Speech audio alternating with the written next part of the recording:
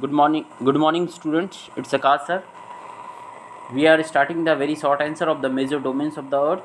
So let's start. Question number 1. Which is larger, Europe or Australia? कौन सा larger है? Okay, तो Europe is larger than Australia, क्योंकि Australia जो है सबसे छोटा कॉन्टिनेंट है. ओके. Question number 2. तो question number 2 is asking that how is nitrogen a significant gas. Nitrogen जो है किस तरह से एक सिग्निफिकेंट गैस है. तो देखते हैं इसको, नाइट्रोजन किस तरह से एक सिग्निफिकेंट गैस है.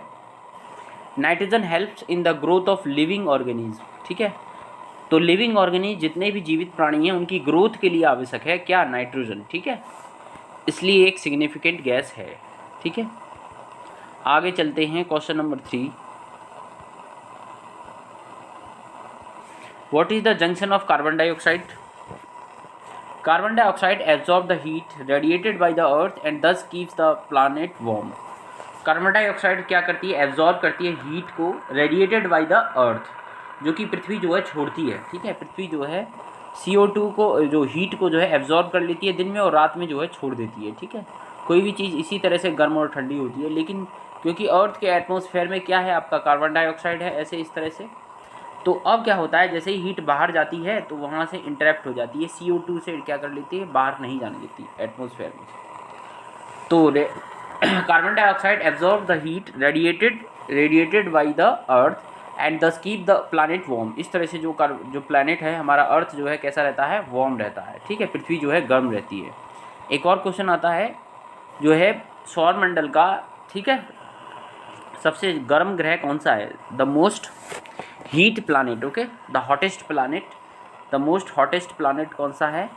तो आप ये सोचिए, जो हमारा इस तरह से जो सौरमंडल है इसमें सबसे पहला जो ग्रह है उसको कहते हैं बुध. ठीक है, सबसे पहले बुध है, उसके बाद क्या है, उसके बाद है आपका शुक्र ग्रह. कौन सा ग्रह, शुक्र ग्रह.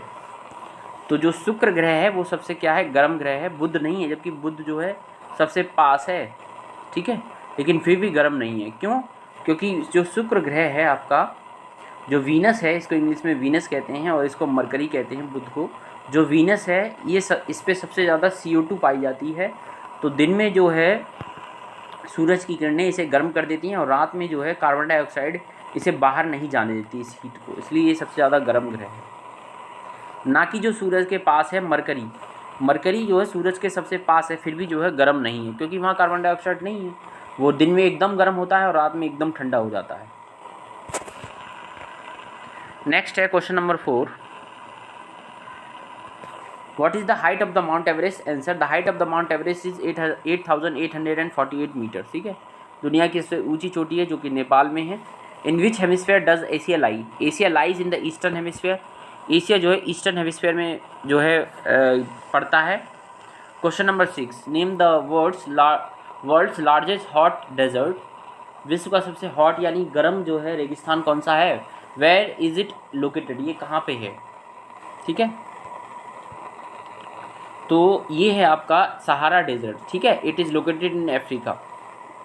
सहारा रेगिस्तान आपने सुना ही होगा, विश्व का सबसे गर्म जो है रेगिस्तान है. आगे है question number 8. Name the oceans that surround the continent. एक ऐसी name the oceans that surround the continent. तो नॉर्थ अमेरिका, जो नॉर्थ अमेरिका को कौन कौन से जो ओशंस हैं उन्होंने सराउंड करके रखा है इस तरह से. तो नॉर्थ अमेरिका जो है उसको जो है द पैसिफिक ओशन, प्रशांत महासागर, और दो अटलांटिक ओशन ने और आर्कटिक ओशन ने क्या कर रखा है, सराउंड करके रखा है. ये आपका साउथ अमेरिका है और ये ऊपर वाला पार्ट नॉर्थ अमेरिका है. तो ये वाला तो अटलांटिक ओशन हो गया, पैसिफिक ओशन हो गया, ये आर्कटिक ओशन हो गया. ठीक है, और ये आपका पैसिफिक ओशन हो गया, प्रशांत महासागर. तो इस तरह से नॉर्थ अमेरिका को जो है 3 महासागरों ने सराउंड करके रखा है. आगे है स्टूडेंट्स,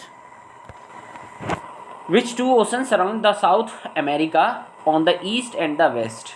ठीक है, साउथ अमेरिका को ईस्ट और वेस्ट में किन 2 ओशंस ने जो है सराउंड करके रखा है. On the east Atlantic ocean है. ठीक है, ईस्ट में साउथ अमेरिका ये है और ये नॉर्थ अमेरिका है. तो ईस्ट में जो है अटलांटिक ओशन है, ये वाला ईस्ट है.